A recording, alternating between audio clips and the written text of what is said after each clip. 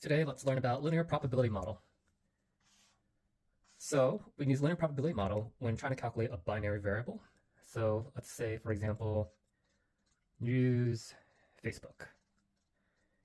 Yes, no, or call it 1, 0. And let's try to predict this based on age. So we can have like 13, no, 20, 30, 40, 50, 60, whatnot. So since this is binary, yes or no, what does the actual data look like? So for young folks, most of them probably don't use Facebook. So here it'll be no. And then as you get into more of the, I don't know, late 20s, early 30s, you might have some yeses. And of course, some folks still don't use Facebook. So a little bit of noise. I don't know, might look something like that.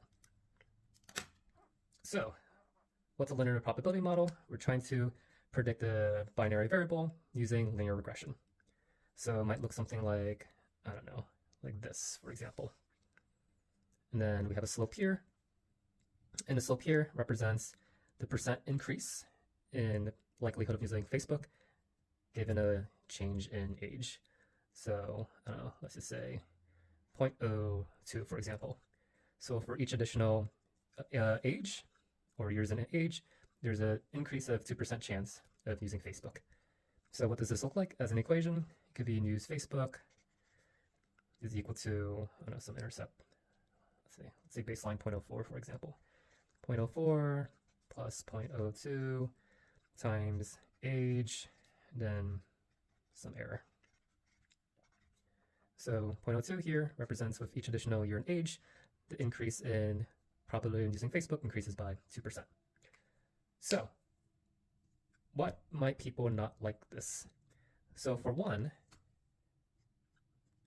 notice that this linear line can extend under 0 as well as beyond 1. And it doesn't actually make that much sense. You can't really have a negative probability or like a negative chance.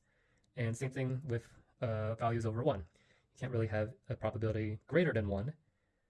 Doesn't really make logical sense. So, I don't know, maybe we can write some pros and cons. Let's say pro, con. So, some cons is predictions can be under 0 or greater than 1, for example. Also, notice the shape is a straight line as expected for linear regression. But as you, I don't know, when you're super close to, I don't know, the younger age, it's a pretty high probability that you're not using Facebook. So perhaps with the younger ages, the probability line looks a little bit more like that. Same thing with the higher ages. As you're in the higher age, there's a much higher probability of using Facebook as well. So in extremes, this linear line might not be very representative. So extremes, not well represented.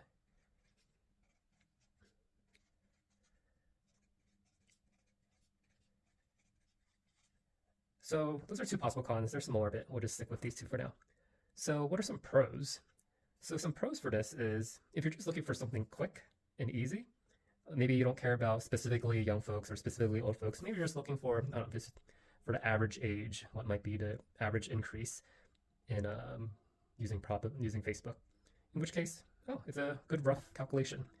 So let's just say decent estimate. Again, it's an estimate for, the average.